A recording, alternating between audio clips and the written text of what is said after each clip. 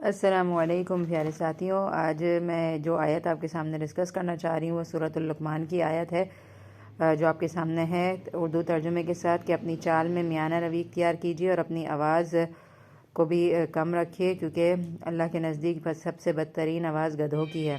तो इसमें दो चीज़ें हमारी स्लो करने का हमें कहा जा रहा है। एक तो हमारी चाल, यानी कि चलना फिरना बिल्कुल नरमी के साथ ज़मीन पर चलें, बहुत ज़ोर ज़ोर से आवाज़ें निकालते हुए चलना अल्लाह को पसंद नहीं है। अपनी चाल को हम चेक करें।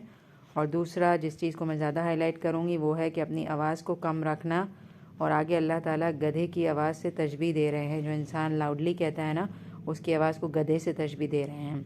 अब देखें कि गधे की आवाज़ से क्यों तशबीह दे रहे हैं। एक तो ये कि जब गधा शोर करना शुरू करता है ना, तो हम सबके कान पर नागवार गुजरता है और हमें अच्छा नहीं लगता। तो बिल्कुल इसी तरह जब हम किसी से लाउडली बात करते हैं ना, तो हमें ऐसा लगता है कि हम चीख चिल्लाकर अपनी बात सामने वाले को समझा देंगे।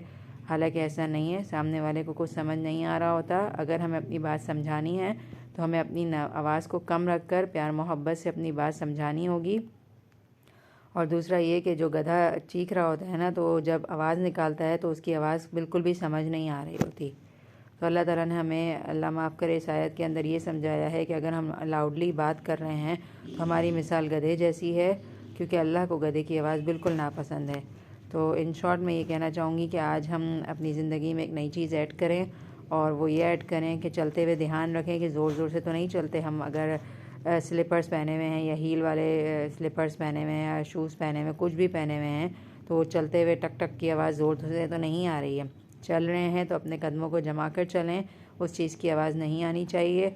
और चलते हुए बावकार अंदाज में चलें। इधर उधर चलते हुए चीज़ों को गिराना या शोर शराबा मचाना ये अल्लाह को पसंद नहीं है, ठीक है।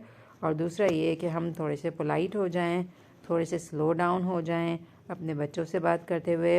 अगर हम चाहते हैं कि हमारे बच्चे हमारी बात मानें, तो हमारे लिए एक टिप है, वो ये है कि हम आराम से बात समझाने की कोशिश करें। आप खुद टेस्ट करके देख लें कि जब हम आराम से आवाज़ निकालते हैं तो सामने वाले को हमारी बात जल्दी समझ आ जाती है, और हम चीखते चिल्लाते हैं तो सामने वाला हमारी बात नहीं समझ सकता।